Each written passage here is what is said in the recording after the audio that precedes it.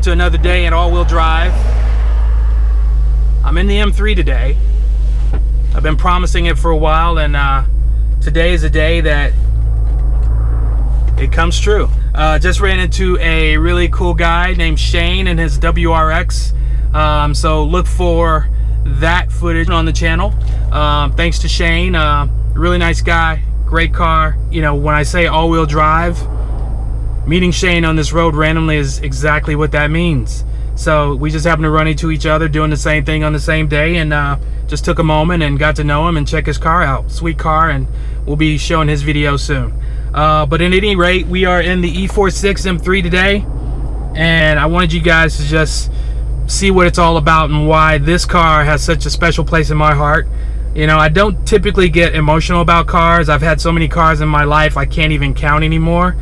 And I've always told people, you know what, a car is just another means to an end. It's, you know, an opportunity to experience a particular car. It's an opportunity to make money sometimes. It's kind of like a bank account. I mean, if you got a car that's worth money and it will continue to hold its value, you can cash it out.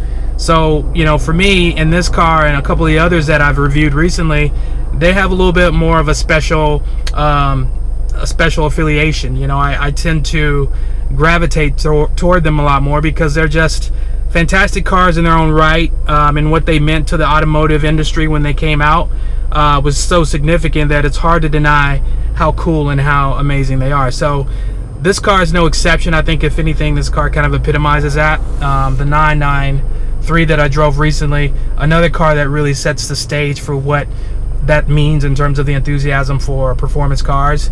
But this car, you know, it kind of flies under the radar for me. I think anybody who knows about M3s knows that, you know, after the E30 M3, which was the car that actually broke all the molds, the M3 kind of just leveled off a little bit. Wasn't as hardcore in the E46, in my opinion. I think it's still a great car, but I think until the E46 came about, you really didn't have that same sort of raw nature to the M3 until this car arrived.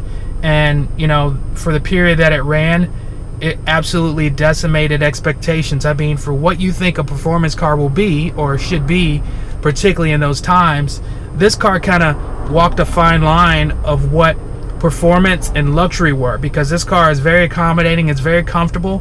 One of the things that I've noticed while I've been in this car today is that I'm absolutely relaxed and in a comfortable position that I could drive this car across the globe if I could get to all the different continents by road and never feel like I need to just switch cars or that I can't journey any further because it's, you know, wearing me out or I'm fatiguing. This thing is absolutely comfortable as heck. And I think that's what makes it such a great car, is that it's kind of like Batman. You know, it's Bruce Wayne, which is capable, fit, confident, well-groomed, and then Batman is all those things plus amplification of technology that makes him, if you will, almost superhuman, because he's got all this gadgetry and all these added things to him that make him able to do things that he wouldn't be able to normally do without the suit. This has more or less a bat suit. It's got a bat button. It's called Sport, and when you hit that button, it just changes a little bit more of the dynamics of the way that the car, you know, the way the induction works and the way the exhaust works, and it just makes it breathe freer. And you can totally feel that. And so I feel like this car is one of those cars that you can totally do every day, life in it, and then when you want to get out and just maybe do a track day, this is also the car to do it in. It's very well planted. It holds the road very nicely. It absorbs the road pretty nicely. It's not very obtrusive in terms of the suspension. You can hit a bump and you don't feel like your back's out of alignment. So it just does everything really well. And so when I'm not driving, I think, yeah, it's a great car. But once I'm in it again, I just kind of find myself amazed at it all over again, because it just does everything really well. BMW did a phenomenal job with this car, and I think this is going to be one of the cars that, you know, probably 10 more years down the road, people are really going to be looking to kind of get a hold of, that's in good condition. And that's the key. Getting one of these in great condition is not a bad investment.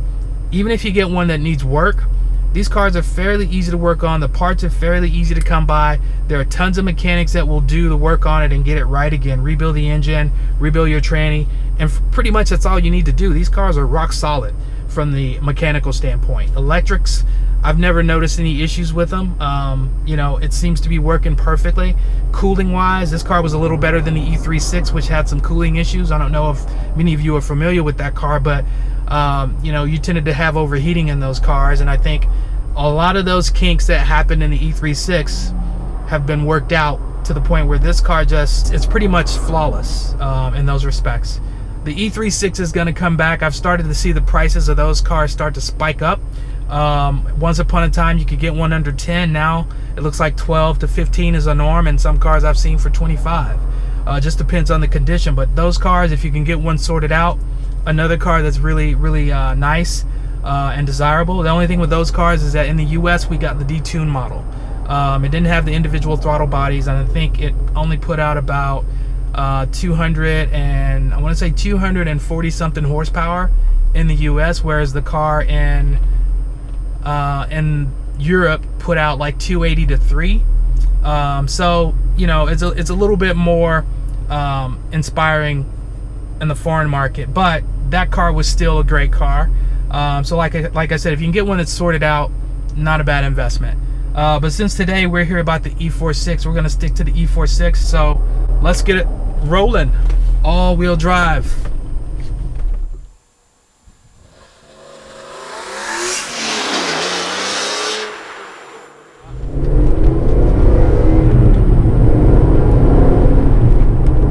And one of the things that I've really just found myself just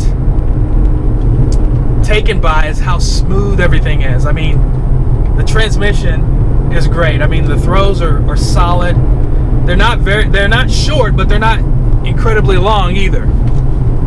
And the stick is just right so that you reach it without having to apply too much effort. Particularly going in the forward gears in the H. So first, third, fifth. But as I was saying, it's so planted. I mean, I'm able to go around corners really confidently in this thing. And it just holds. I mean, the tires are not as wide as the Porsche, the 997. But you know what? This thing has got really good balance, weight distribution wise. I mean, with the engine being in the front, you always worry about understeer. But I think this thing is set up so well that it handles the corners without understeer very confidently. Now braking, obviously that's going to be another issue. If you're going into let's say a really deep corner or off camber corner and you got to brake in the middle of it, which is not ideal. You should basically get yourself set up for the corner before you get into it. But if you find yourself in one of those sticky situations, you might get a little bit of it there, but it'll be controllable. But it'll be enough that you can actually work your way out of it. It's just such a fantastic car. From the design of it,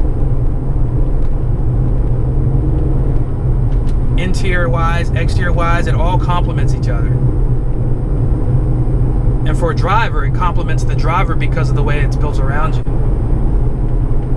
One of the things I really like about this particular generation of the 3 Series is the way that they designed the dash. I don't know if many of you have seen the evolution of the dashboard layout in the BMWs, particularly from 2006 on.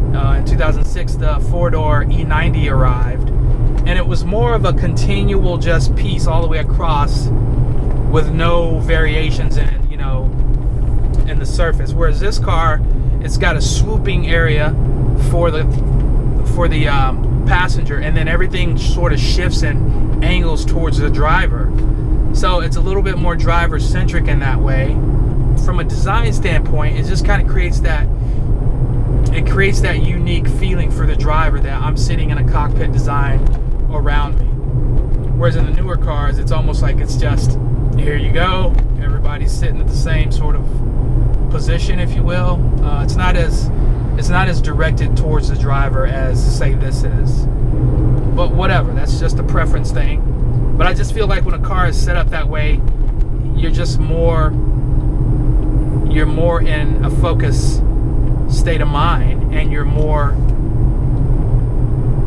I'll say, suited to drive the car the way it was intended to drive or be driven because of the way you're positioned. So that's important to me, and this car definitely has that characteristic down. The engine in this car, inline 6, 3.2 liter, puts out 333 horsepower, roughly 262 pound-feet of torque. So it has really good low and mid-range torque. But like typical inline engines, like say the Honda 4-cylinder VTEC engines, the more you rev them, the more you get out of them. This car redlines at 8,000 RPMs. So when you're up about 4,000, it just wakes up and it just keeps pulling all the way up. I typically don't redline cars like I used to, thinking that if you squeeze, you're going to continue to get more and more and more. Well, cars have breaking points, and not to imply it's going to break, but it's like the car doesn't have any more, the engine doesn't have any more to give you once it hits those peak numbers. If you look at a spec sheet, you'll see something like 333 horsepower at 4,800 RPM and 262 pound-feet of torque at, I don't know, 5,000 RPMs. I'm just using examples here. So what those numbers mean when you look at them, they kind of seem random. It's like, why would the torque be peaked differently than the horsepower? Well, horsepower can continue to come on as the engine revs, whereas torque is going to have a shorter life, if you will. So those numbers probably were inverse, but my point is that there are different points in your RPM rev range that you'll get the most of each of those features. So when you've reached the max based on those specs, it's good to shift into a gear that's going to continue to carry that out. So if you go up a gear and then you get back to that 5,000 or 48 or whatever that number is per the specs, then the car will continue to accelerate and give you that, you know, that non-stop force that you were feeling before you reach redline. But this thing just does so well no matter how you drive it. I mean, I'm only rolling about 45 miles per hour through this section, and I mean, that's one of the things that I always find entertaining about cars, is how you can drive it at just normal pace. And a true testament to what a performance car is when you do drive it at a normal pace through a road like this with all these curves, you know, and changes altitude wise and degrees, and you're staying in one gear rolling at a certain speed, and the car just floats through it like a knife through butter. I can't think of a better comparison, to be honest with you. It just does a great job. And it's just as fun to drive this way as it is fast. Of course, fast is more fun, but when you can't go fast, it's nice to know you got a car that still entertains you, even when you're not driving at warp speed. And believe it or not, I'm in 5th gear, going through all these changes in the road. So I've got a lot of corners, I got some inclines and some declines, and the altitude varies. Left, it's right, goes into deep S's and, you know, hairpins, and the car just, it's almost like if the car could talk, it would tell me, wake me up when you're ready for me to, you know, impress you. And I'm thinking, I'm already impressed, but I get it. It's got so much more to offer that doing this seems like child's play. Now I'm thinking right now about when I drove the 993. You know, it's a much older car, and it was a coupe. This is a convertible, and I've got way less noise going on. That car had a lot of like squeaking because of the materials and the plastics and the leathers. You know, it was so old, and you could hear every time I was moving. It was just like a. This car I hear very little, to be honest. BMW's always had phenomenal build quality. There's no denying that. It's just got great mid-range. I mean, that's the thing I've always liked about BMW engines. That inline 6 is my favorite engine, and I'll tell you why. They're able to get as much power out of it as you need to be completely off the freaking wall. They can make an inline 6 engine drive in such a way that you're like, this thing is nuts. This car, I've never pushed it close to the limits. I don't even know what the limits are.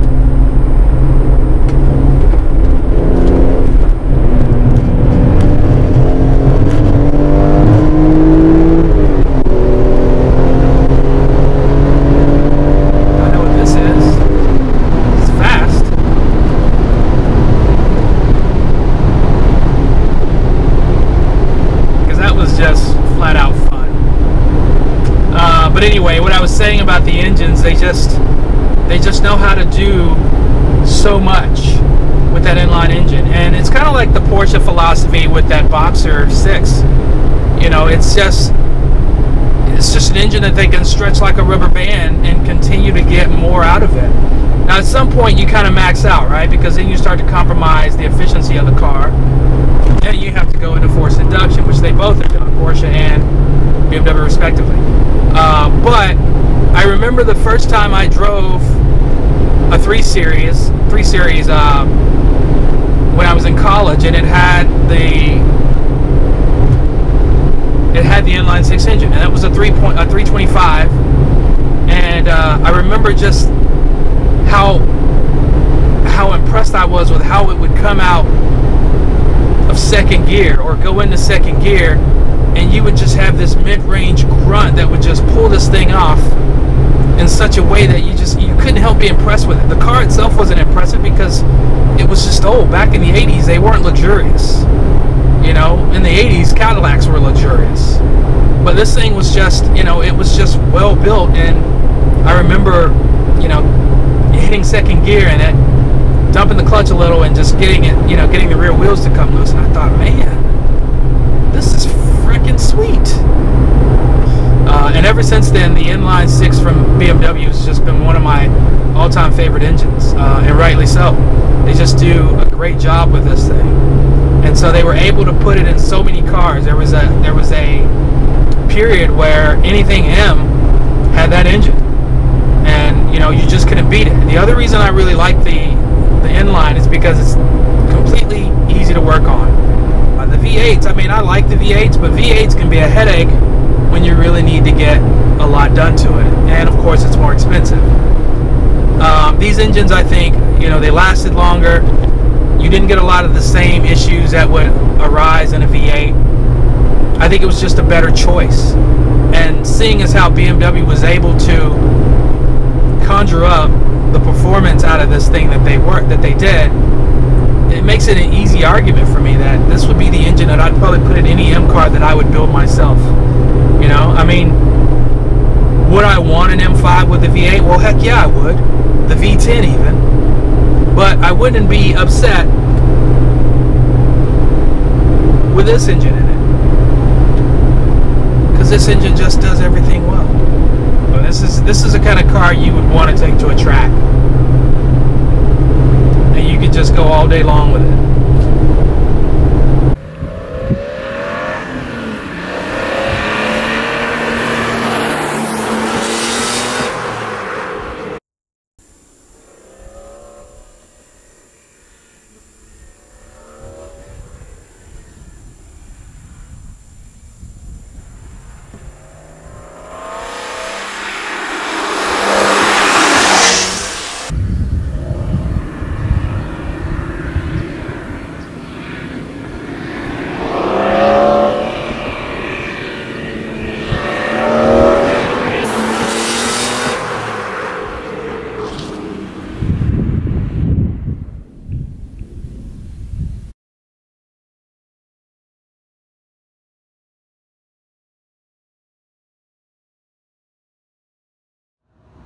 So in terms of mods on the car, I really haven't done anything. I mean, it's pretty much stock. All the equipment that's here is the equipment that came with the car. In terms of the engine, the only thing that's changed is this. And this is the silicone sleeve for the air intake. So it's got a K&N air filter in the stock box. and then I put the sleeve on it. I got it from a place called Bullet Performance. They specialize in everything BMW and have worked on all my BMWs. Great guys. Recommended this, and it just basically allows the air to flow smoother into the throttle bodies. You don't notice it necessarily as you're accelerating or as you drive the car, but it does give it just a easier flow into the throttle body. So that's pretty much all I've done. No exhaust, no changes to the clutch. When I asked the guys, you know, what sort of things could you do to the car if you wanted more power, if you know anything about the M3, there was a model out in Europe called the CSL, and the CSL basically was a completely lightweight car, and it did not have the same components. So they took all the weight out of the back, so in the trunk they didn't have a ton of weight. In the interior, the glass was lighter, thinner. It didn't have a back seat, so everything was just light, carbon, this and that, the hood, I believe, the fenders, and then the engine actually put out an additional I want to say 17 horsepower, 17 or 18 horsepower, so it was about 351 horsepower out of that particular model. And you know, trying to get to that in this car, I was told, you know, it's almost impossible. This engine is pretty much peaked out from the normal aspiration mode. If you want more power, you know, you're going to do some serious tuning to things like heads and that kind of stuff, which isn't worth it. And then I don't want to do superchargers, I don't want to do turbos. I like the car as it is, so I'll keep the car as it is for the most part. In terms of trunk space, I mean, it is a convertible sports coupe, so it's not going to be a ton of space. You know, I don't expect it to be. I don't think anyone else does. One of the things that happens with this convertible, you've got this piece here, which is where the top sort of sits as it goes down. So you've got this element that allows you to adjust this piece, so you can drop it down, and it just creates more room as you need room. This diagram kind of shows you, you know, what you can accomplish when the top's up. Get way more in than when the top's down. It's just, it is what it is. But this feature, basically you pull it, that goes up, just gives you a little bit more space back here. So if you need something, if you have something that's kind of tall, it gives you just that little extra space because the top is up. You can't do this when the top's up, obviously, but it is a good feature to have. But if you're going to drop the top, you have to make sure you remember to bring this back down, just so it has room to fully collapse. So this box here, it's a pretty good sized box. It's roughly, what, 2 feet tall, and I can literally get that completely into the car. So compared to me standing to it, you see how high it comes up. Pretty wide, about as wide as I am. It's not a bad thing. I don't eat a lot of fat foods, if you're thinking I'm a fat self. But at any rate, this will completely fit in the trunk, and that's with this little feature in its normal position. All this is just a little compartment. It's not very big, but when it's up, it folds up and just makes this that much taller. So you get a few more inches that way. So if you've got suitcases or whatnot that are going to be a little taller than this, then you can accommodate that. You could probably get a couple of carry-ons and a backpack. You could probably get a full-size suitcase in here, and maybe a carry-on and a backpack, but not much else. So if you got a lot of luggage, it's probably not ideal. Some compartments on the side, little pocket over here, little tray here, the DVD center there. Over on this side you'll have your battery. I'm not going to take that out because it's a pain in the ass to put back in. And if you're lucky, when you get one of these, you'll have your complete toolkit. Bada boom, bada bing. Not bad. So it's pretty well thought out. So the top operates with a one-button feature. Essentially, you hold the button down and it completely lets the top down, drops the windows accordingly, and then conceals the top once the cycle is complete, and then you're off. You do have to be still in the car. It is a little older, so unlike a lot of the newer cars, you can do it while the car is moving. It's not more the ideal situation, but you know, some cars do have that ability. But you do have to come to a stop in this car to do so. But it is a pretty simple effort. You know, you push the button and you're off. So as you can see, it's a pretty slow and long process, and with all the things that have to take place for the top to go down, I kind of understand why you don't want to be moving. I mean, with that rear cover flapping up in the air, I could see how that could easily break and come off the car. So it makes perfect sense. It takes a while for it to happen, but when it's done, the car looks great. It's a beautiful car with the top down as well as with the top up. Well guys, that pretty much concludes this episode of All Wheel Drive. I hope you've enjoyed the video. It's been a long time coming, and I've thoroughly enjoyed driving this car again. Like I said earlier, every time I get in this car, I'm just like, wow, what a great piece of automotive machinery. So anyway, be sure to subscribe if you haven't already. If you already have, be sure to like and also share and just get the word out. We got much more to come, and hopefully we'll have a lot more of the on the spots with enthusiasts that we just happen to meet as we're driving. And then we've got some other things lined up with other enthusiasts that we know already. So much more to come, so stay tuned. Subscribe, share, like. All Wheel Drive. Peace out.